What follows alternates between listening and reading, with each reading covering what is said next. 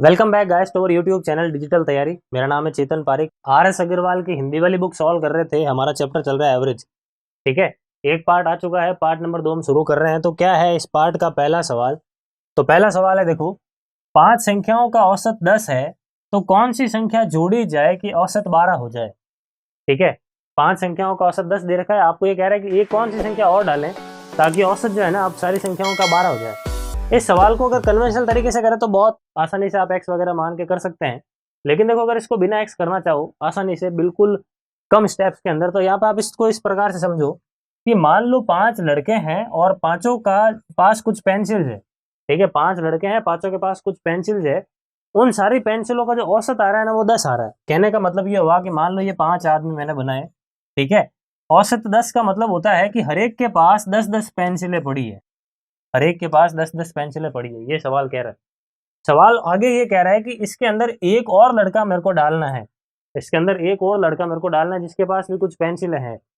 तो कितनी पेंसिलें हो इसके पास ताकि इन सब का एवरेज जो है वो 12 पेंसिल बन जाए। इन सब का जो एवरेज है वो कितना बन जाए? 12 पेंसिल बन जाए। आई बात समझ में? मतलब मुझे ये ज्ञात करना है। अब मान लिया कि जो लड़का आप यहाँ पे डाल रहे हो उसके पास 10 पेंसिलें हैं। ठीक है, मान लिया उसके पास 10 पेंसिल है। अगर उसके पास 10 पेंसिल हुई तो एवरेज तो देख लो, अभी भी 10 का 10 बना है। एवरेज तो अभी भी 10 का 10 बना हुआ है, लेकिन मुझे तो एवरेज 12 बनाना है। इसका मतलब क्या हुआ कि जो भी लड़का आप ऐड करने वाले हो उसके पास कम से कम 10 तो पेंसिलें हो ही हो। इसके अलावा हर एक को एक्स्ट्रा देने के लिए, हर एक को 2 पेंसिल देने के लिए भी उसके पास पेंसिलें होनी चाहिए। हर एक को 2-2 पेंसिल उसके पास देने की पेंसिल होनी चाहिए, क्योंकि जब हर एक के पास 2-2 पेंसिल आ जाएगी तभी तो एवरेज जाके 12 बनेगा, है या नहीं है? तो कहने का मतलब क्या हुआ कि उसके पास खुद की 10 पेंसिल तो हो, इसके अलावा कितने हो गए? देखो, दो, एक, ये कितनी बार हो गए? दो कितनी बार है? देखो, 1 2 3 4 5 और 6 बार है। मतलब 6 इंटू 2 12 पेंसिल उसके पास एक्स्ट्रा होनी चाहिए। 10 पेंसिल तो है वो तो ठीक है, उसके अलावा उसके पास 12 पेंसिलें और होनी चाहिए, ताकि उन 12 पेंसिलों को वो जब इक्वली बांटे तो एवरेज सबका कितना हो जाए? 12 हो जाए। तो ये इस प्रकार से सवाल कर सकते हैं अपन। तो हमारा आंसर कितना हो गया? 22। ऑप्शन नंबर सी हमारा करेक्ट आंसर हो गया। ठीक है, ये सिर्फ समझाने के लिए मैंने आपको बताया, बाकी सवाल देखते ही किया जा सकता है अगर आप इस प्रकार से पूरे एवरेज को पढ़ते हो। क्लियर? आगे बढ़ते हैं, देखो अगले सवाल की ओर। अगला सवाल क्या है? यदि 7 क्रमागत संख्याओं का औसत 33 है तो इनमें से सबसे बड़ी संख्या कौन सी है? 7 क्रमागत संख्याएं हैं। ठीक है, उन सभी का औसत कितना दे रखा है? 33 दे रखा है। ठीक है, अब मान लिया 7 क्रमागत संख्या है, वो ये है x+1, x+2, x+3, उसके बाद x+4, x+5 और x+6। मान लिया ये 7 क्रमागत संख्याएं हैं। इन सब का औसत आपको दे रखा है 33 है, तो सबको जोड़ लो। सिंपल बेसिक तरीके से कर रहे हैं। देखो इसको, 1 2 3 4 5 6 और 7, 7x, और एक को जोड़ लो। कितनी बार है? ये सारी जो संख्या है ना उनको जोड़ लो। कितना हो गया? ये 6 है ना, तो 6 इंटू 7/2 कर ले। कितना हो गया? 21 मिल गया। यहाँ पे मैंने लिख दिया 21। कैसे निकालते हैं? n+1/2 करके, ये वाला फॉर्मूला लगाया था। और बट्टा में कर देंगे 7, तो ये मुझे क्या मिल गया? औसत मिल गया। और ये औसत किसके बराबर दे रखा है आपको सवाल में? ये दे रखा है 33 है। इसको अगर काट दें अपन तो यहाँ पे कितना मिल गया? 3। इसको सॉल्व करने पर x का मान आप देख सकते हो 30 मिल रहा है। x का मान कितना मिल रहा है? 30 मिल रहा है। अगर x का मान 30 मिल रहा है, इसका मतलब आप जब यहाँ पे 30 रखोगे तो ये 30 और 6 कितने हो जाएंगे? 36 हो जाएंगे।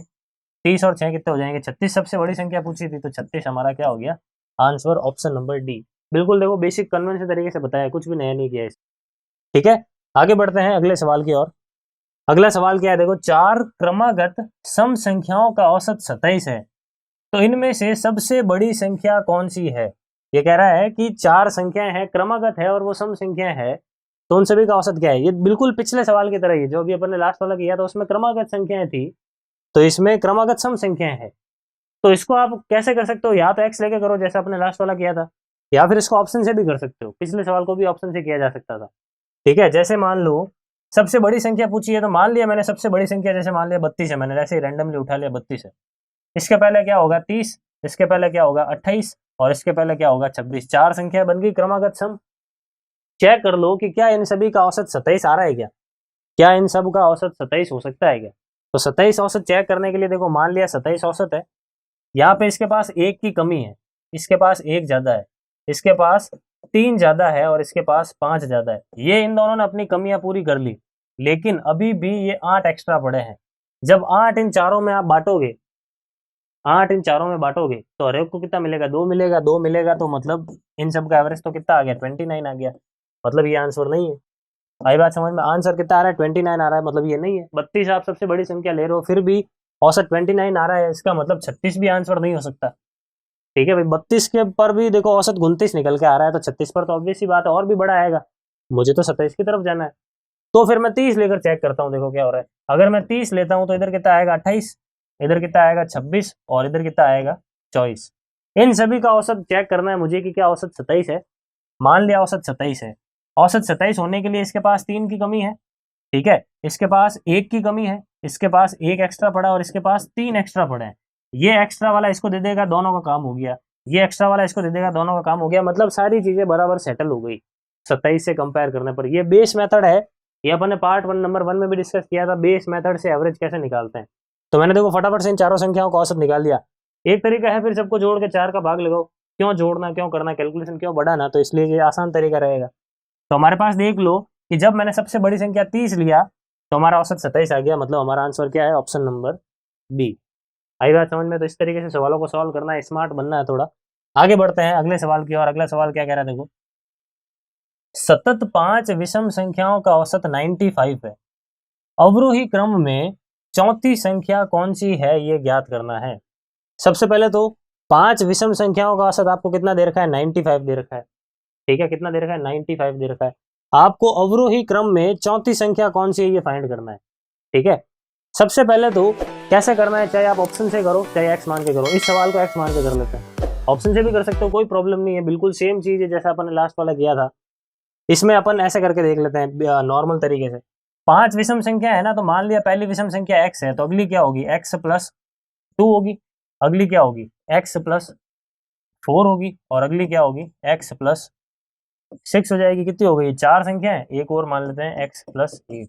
ये हो गई मेरे पास 5 विषम संख्याएं। ठीक है, इन सभी का औसत कितना है, तो औसत ये बता रहा है 95 है। 1 2 3 4 5, कितना हो गया, 5x। उसके बाद में 2 और 8 कितने हो गए, 10। 10 और 10 कितने हो गए, 20। 5 संख्याएं हैं तो बट्टा 5 कर लिया, सामने लगा दिया मैंने 95। इसको काट दिया यहाँ पे 4 बार में। 4 जब उस तरफ जाएगा तो कैसा हो जाएगा, माइनस का हो जाएगा। तो 95 में से 4 जाएगा, कितना आ गया, एक्स का मान कितना आ गया, 91 आ गया। अगर एक्स का मान 91 है, इसका मतलब ये 91 होगा, ये 93 होगा। उसके बाद में ये 95 होगा, ये कितना होगा, 97 होगा। और यहाँ पे जब 91 रखेंगे तो ये कितना आ जाएगा, 99 हो जाएगा। कितना हो जाएगा, 99। ये मिल गया मेरे को पांचों की पांचों विषम संख्या। ठीक है, पांचों की पांचों विषम संख्या मिल गई। सवाल कह रहा है अवरोही क्रम में चौथी संख्या कौन सी होगी। जब आप इनको अवरोही क्रम में लिखते हो तो चौथी संख्या कौन सी होगी। ठीक है, अब यहाँ पे देख लो पांचों की पांचों, अब चाहे आपको अवरोही पूछे चाहे और आरोही पूछे, आसानी से निकाल सकते हो। 93 और 97, अवरोही पूछा है आरोही पूछा है, उसके हिसाब से हमारा आंसर हो जाएगा। फिलहाल अवरोही पूछा है तो बताओ क्या होगा, क्या कहते हैं, अवरोही क्या होता है, आरोही क्या होता है, पता होना चाहिए। बिल्कुल बेसिक चीज है, इंक्रीजिंग ऑर्डर डिक्रीजिंग ऑर्डर। ठीक है, तो हमारा आंसर क्या होगा, या 93 या 97, दोनों में से कौन सा मैं आपके ऊपर छोड़ता हूँ। अवरोही संख्या के अनुसार पहले इसको बदलो, ठीक है, फिर चेक कर लो कौन सा आ रहा है। आगे बढ़ते हैं, देखो अगला सवाल क्या है। अगला सवाल है हमारे पास, ए बी सी डी 4 क्रमागत विषम संख्याएं हैं जिनका औसत 42 है। बी तथा डी का गुणनफल कितना होगा, ये ज्ञात करना है। 4 क्रमागत विषम संख्याएं हैं, उनका औसत 42 दे रखा है। बी और डी का गुणनफल आपको ज्ञात करना है। मान लिया ए बी सी डी जो है ना वो कुछ इस प्रकार से है, x, x plus 2, x plus 4 और एक्स प्लस 7 विषम संख्याएं मान लिया ना। तो मान लिया पहली विषम संख्या एक्स है, तो अगली कैसा आएगी, दो दो जोड़ने पर ही तो मिलती है विषम संख्या। इन सबका औसत आपको 42 दे रखा है। कन्वेंशन तरीका लगा रहे हैं, देखो कितना हो गया इन सबको जोड़ने पर, 4x, और ये कितना हो गया 12। राशियों का योग बटा राशियों की संख्या कितनी है, संख्या 4। ये औसत आपको दे रखा है 42 है। ठीक है, इसको सॉल्व कर दिया। यहाँ पे 3 बार में 3 जब इस तरफ जाएगा तो x का मान आ रहा है 39, यहाँ पर आ जाएगा 39, यहाँ पे 41, यहाँ पे 43 और यहाँ पे 45। ठीक है, ए बी सी डी सब कुछ मिल गया। अब उसके बाद आपको कह रहा है बी और डी का गुणा कितना होगा। ये रहा बी और ये रहा डी, इन दोनों का गुणा कितना होगा। तो इन दोनों का गुणा क्या होगा, देखो 41 इंटू 45 करना है। यूनिट डिजिट में 5 आएगा, मतलब ये और ये तो आंसर है ही नहीं, या तो आंसर ये है या फिर नन ऑफ दीज है। ठीक है, तो गुणा करके देख लेते हैं। 45 इंटू मेरे को क्या करना है 41 करना है। तो सबसे पहले तो या 45 को मैं अगर 41 से गुणा करता हूँ, यहाँ पे करता हूँ, देखो इसको हटा देता हूँ। 45 इंटू 1 45, यहाँ पे आ गया 4, 45 इंटू 4 180 और 4 कितना हो गया 184, यानी बिल्कुल मिल रहा है 1845। ऑप्शन नंबर सी सही है। क्लियर? इस प्रकार से इन सवालों को करना है। आगे बढ़ते हैं, देखो अगला सवाल क्या कह रहा है। अगला सवाल है हमारे पास, 5 क्रमागत सम संख्याओं A B C D E का औसत 66 है, तो बी और ई का गुणनफल क्या है। देखो बिल्कुल सेम सवाल है जो भी लास्ट वाला किया था। क्या करते हैं, x, x plus 2, x plus 4, x plus 6 और एक्स प्लस 8। मैंने मान लिया 5 ये कोई विषम संख्याएं है। इन सब का औसत, औसत कैसे निकलेगा, राशियों का योग बटा राशियों की संख्या, योग कर लो सबका। तो 5x प्लस राशियां, ये जो कितना है ना, ये 2 और 4 6, 6 और 6 12 और 8 कितने 20, इनको भी जोड़ दिया। बटा में क्या करते हैं, राशियों की संख्या कितनी है, राशियों की संख्या 5 है। इन सब का औसत आपको दे रखा है 66 है। सही है। अब 5 काट लेते हैं, ये काट दिया 4 बार में, 4 उस तरफ चला जाएगा तो 62 आया। यहाँ पे कितना मिलेगा 62, यहाँ पे कितना मिलेगा 64, 66, 68 और 70। ठीक है, ये मिल गया मुझे, पांचों की पांचों सम संख्याएं मिल गई। अब ये सवाल पूछ रहा है कि बी और ई का गुणा क्या होगा। ये रहा बी और ये रहा ई। ठीक है, दोनों का गुणा मुझे करना है। तो क्या हो गया, 64 इंटू 7 कर ले, पीछे जीरो लगा देंगे तो 7 इंटू 4 28, यहाँ पे हो गया 2, 42 और 2 कितने हो गए, 42 और 2 हो गया 44। तो हमारा आंसर क्या हो गया 4480। कुछ है नहीं इनमें, तो option number E, none of these हमारा क्या हो गया आंसर। गुणा वापस चेक कर लेते हैं, बी और ई का गुणा पूछा है आपको, तो बी ये रहा और ई ये रहा, दोनों का गुणा मैंने कर दिया यहाँ पे। 7 इंटू 4 28 का 8, हासिल लगे 2, 6 इंटू 7 42 और 2 हो गए 44। बिल्कुल सही है, ऑप्शन नंबर ई इसका करेक्ट आंसर है। ठीक है, बढ़ते हैं आगे। अगला सवाल क्या है, 5 क्रमागत संख्याओं का औसत x है, यदि अगली दो संख्याएं मिला ली जाए तो औसत में क्या परिवर्तन होगा। 5 संख्याएं हैं, कोई भी क्रमागत है, औसत उनका x है, ये कह रहा है आगे वाली दो भी जोड़ लो तो औसत पर क्या प्रभाव पड़ेगा। अब इसको भी करने के खूब सारे तरीके हैं। एक तो है x मान के कर लो, एक तरीका है कि रैंडमली कोई संख्याएं चुन लो और फिर कर लो। इस बार अपन रैंडम संख्या चुन के करते हैं। ठीक है, सारे ही तरीके आप समझ जाओ, किस सवाल में कौन सा लगाना है, वो ज्यादा से ज्यादा प्रैक्टिस करोगे तो अपना पता चलेगा कि कौन सा मेथड कहाँ पे सही और छोटा रहेगा। ठीक है, तो 5 क्रमागत संख्याएं मान लेता हूं। देखो मैंने मन से कुछ भी मान लिया, जैसे 4 5 6 7 8 और 9 मान लो। ये मैंने 5 संख्याएं मानी, 6 मान ली, 5 मान लेता हूं। ठीक है, 5 संख्याएं मैंने ये मान ली, 5 क्रमागत संख्याएं, कोई भी रैंडमली कुछ भी मान लिया। ठीक है, इन सब का औसत कितना है तो औसत निकालते हैं। सबसे पहले तो औसत निकालने के लिए क्या कर रहा हूं मैं, बेस मेथड लगा रहा हूं। मान लिया औसत 6 है, इसके पास 2 की कमी है, इसके पास 1 की कमी है, इसके पास बराबर है, इसके पास 1 ज्यादा है और इसके पास 2 ज्यादा है। ज्यादा वाला इसको दे देगा, दोनों का काम हो गया। ज्यादा वाला इसको दे देगा, दोनों का काम हो गया। मतलब सबके पास बराबर है, यानी औसत कितना 6 आ रहा है। आई बात समझ में। और वैसे जब संख्याएं क्रमागत होती है तो बीच वाली संख्या ही औसत होता है, पता रखना है। तो इन सब का औसत तो हो गया, चलो 6। अब आगे कह रहा है कि अगली दो संख्याएं भी अगर ऐड कर लें, मतलब 9 और 10 भी अगर मैं इसके अंदर ऐड कर लूं तो औसत पर क्या प्रभाव पड़ेगा। देखो आपने 9 और 10 ऐड किया है, तो 9 और 10 के पास अपनी अपनी 6 पेंसिलें तो पड़ी है। 9 और 10 के पास अपनी अपनी 6 पेंसिल तो पड़ी है। इसके अलावा भी इसके पास पड़ा है, देखो 3 पेंसिल इसके पास एक्स्ट्रा है, इसके पास में 4 पेंसिलें एक्स्ट्रा पड़ी है। कुल मिला के 7 पेंसिल एक्स्ट्रा है हमारे पास। कितनी पेंसिल एक्स्ट्रा है, 7 पेंसिल है हमारे पास अभी भी एक्स्ट्रा में पड़ी है। तो एक्स्ट्रा में पड़ी है, इसका मतलब क्या होगा कि जब आप इन 7 पेंसिलों को बराबर बांटोगे, 6 पेंसिलें तो ऑलरेडी सबके पास पड़ी है, जब आप एक्स्ट्रा वाली 7 सबको एक एक दे दोगे, उससे क्या होगा, 7 जने हैं और एक्स्ट्रा पेंसिलें भी 7 है, तो बराबर बांटोगे तो क्या होगा, हर एक को एक एक एक्स्ट्रा मिलेगी। बस यही हमारा आंसर हो गया कि औसत में एक की वृद्धि हो जाएगी। आई बात समझ में। तो ये है हमारा करेक्ट आंसर। आई होप आपको अच्छी तरीके से समझ में आ चुका है। आगे बढ़ते हैं, अगला सवाल क्या है। इस सवाल को अगर आप कन्वेंशनल तरीके से करना चाहो तो देखो कन्वेंशनल तरीका भी समझ लो। ठीक है, बहुत ही जरूरी है हर तरीका आना। कभी मान लो एग्जाम में ये अप्रोच भूल जाओ तो इस केस में कन्वेंशनल तरीका अपने काम आ जाएगा। मान लिया कि 5 क्रमागत संख्याएं x, x+1, x+2, x+3 है। ठीक है, और एक और मान लेते हैं x+4 है। ये 5 क्रमागत संख्याएं हैं, इन सब का औसत x दे रखा है। x दे रखा है, अच्छा ये मैंने x ही मान लिया, इसको कुछ और मान लो, p मान लो, p मान लो, इन सबको p मान लो। ठीक है, p मान लो, p। इन सब का औसत कितना है तो औसत निकाल लेते हैं। 5p प्लस ये कितना हो गया, ये हमारे पास हो जाएगा 5 इंटू 2 10 हो जाएगा, और बट्टा में 5। ये आपको दे रखा है कितना, x दे रखा है। कितना दे रखा है, x। इसको काट लो, यहाँ से 2 बार में कट गया, तो यहाँ से p का जो मान है वो कितना आ रहा है, x माइनस 2 आ रहा है। कितना आ रहा है p का मान, x माइनस 2 आ रहा है। ठीक है, अब सवाल ये कह रहा है कि अगर आप इसके अंदर आगे वाली दो संख्याएं और ऐड कर दो, यानी p प्लस 5 और p प्लस 6 को भी ऐड कर लो, तो औसत पर क्या प्रभाव पड़ेगा। ठीक है, अभी हमारा औसत कितना निकल के आ रहा है, देख लो। अभी हमारा औसत निकल के आ रहा है ये वाला x का मान कितना निकल के आ रहा है, यहाँ पे देख लो p प्लस 2 निकल के आ रहा है। अब चेक कर लेते हैं x का मान यानी औसत कितना आ रहा है, एवरेज चेक कर लेते हैं। तो एवरेज का फॉर्मूला क्या है, राशियों का योग बटा राशियों की संख्या। राशियां कितनी है टोटल, 7p, 7 तो p, और प्लस में ये सारी की सारी संख्या है, देखो 6 इंटू 7 बटा 2 कर लूँ, कितना आएगा, 21 आएगा। यहाँ पे लिख दिया 21। संख्याएं कितनी है, कुल मिला के 7 है, तो यहाँ पे बट्टा में लिख दिया 7। अगर मैं भाग लगाऊं, यहाँ पे देखो कट गया, कितना मिल रहा है मुझे यहाँ पे, तो मुझे मिल रहा है p प्लस 3। कितना मिल रहा है, p प्लस 3। देखो पहले एवरेज कितना था, p प्लस 2, अब एवरेज कितना हो गया, p प्लस 3। कितना बड़ा, 1 बड़ा। तो दोनों ही तरीके मैंने आपको समझा दिए, आपको जो तरीका सही लगे वो आप फॉलो कर सकते हो। आगे बढ़ते हैं, अगला सवाल देखते हैं क्या है।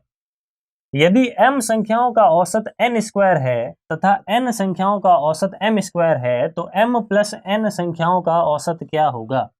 ठीक है, मान लिया औसत का फॉर्मूला क्या होता है, सबसे पहले तो राशियों का योग बटा राशियों की संख्या। तो राशियों का योग बटा संख्याएं कितनी है, m है। ठीक है ना, मैं m राशियों का योग लिखा है मैंने ऊपर ही, यह हो गया n स्क्वायर के बराबर।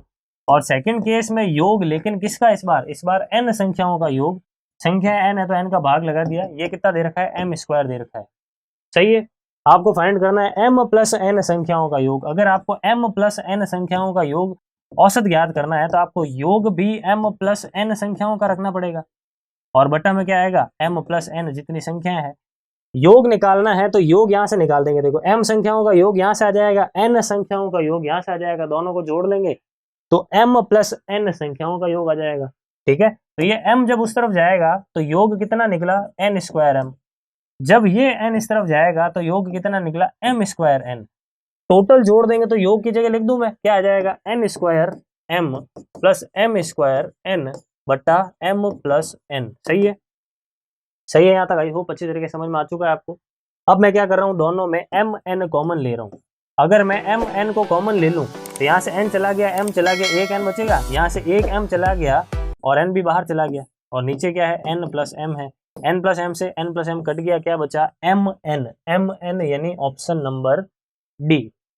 क्लियर है, आगे बढ़ते हैं देखो अगले सवाल की। और अगला सवाल क्या कह रहा है, 3 संख्याओं का औसत 7 है तथा पहली 2 संख्याओं का औसत 4 है, तो तीसरी संख्या क्या होगी। देखो 3 संख्याओं का औसत अगर 7 है तो 3 इंटू 7 कर लूंगा तो मुझे क्या मिल जाएगा, 21। ठीक है, क्या मिल जाएगा, 21। ये क्या हो गया, मेरे पास 3 संख्याओं का योग हो गया। ठीक है, 3 संख्याओं का योग। इनमें से 2 संख्याओं का औसत अगर 4 है तो 2 संख्याओं का योग कितना आएगा, 8। और तीसरी संख्या मान ली मैंने है x, तो यहाँ से x का मान कितना आ गया, 21 माइनस 8 यानी कितना, 13। तो ऑप्शन नंबर बी 13 हमारा क्या हो गया, करेक्ट आंसर। आई बात समझ में। तो फिलहाल गाइस इस वीडियो में इतना ही रखते हैं। आई होप सारे के सारे सवाल आपको अच्छी तरीके से समझ में आ गए हैं। बहुत ही बेसिक से सवाल है, बिल्कुल हल्के फुल्के से सवाल है। आई होप समझ में आ गए हैं। आगे आने वाले सवालों को अपकमिंग पार्ट में सॉल्व करेंगे। Thank you. Please like, share, subscribe digital तैयारी।